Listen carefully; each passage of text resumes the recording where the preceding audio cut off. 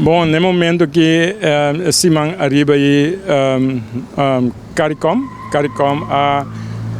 dona-nos o honor de virar membro associado da Comissão de Reparação.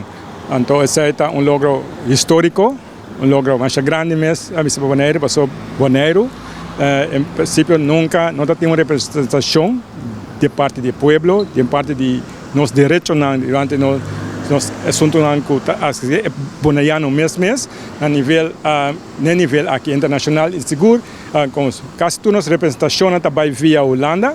Então, Holanda nós começamos com nós vivendo de ESEI como bonaiano. Naturalmente, esse bonaire vai adiante, sim, mais adiante, mas não é bonaiano, passou bonaiano que estuda há 30 anos, anda sentado em uma posição de desenvolvimento de bonaire. Um bonaiano não tem nenhum benefício no momento que comparar com estrangeiro na holandês na coisa que mais não me sabe com bonaire a desenvolver. Então, bonaire desenvolver não é bonaiano, aceita de privado e bonaiano de seu direito não, de direito não é internacionalmente e assunto de CARICOM aqui, onde é minha maneira não para nós voz de bonaiano chega. Nós temos quanto anos para votar, não sabe como, temos direito de votar, mas o voto, o voz não chega mais leu que o Klein Bonaire. Sim, porque na Den Haag, na Holanda, o voz não tem valor, só está nada dicta decidir.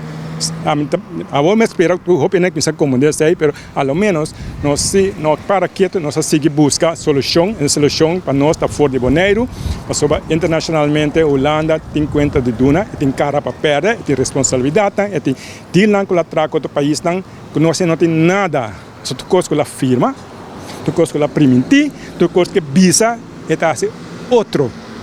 Então, PCAW, nosso cidadão, de segunda classe, com passaporte holandês, sim, está mais grande, holandês, tem passaporte holandês também, mas pode considerar um dos terceiro rango, pelo menos um esquema típico assim, não por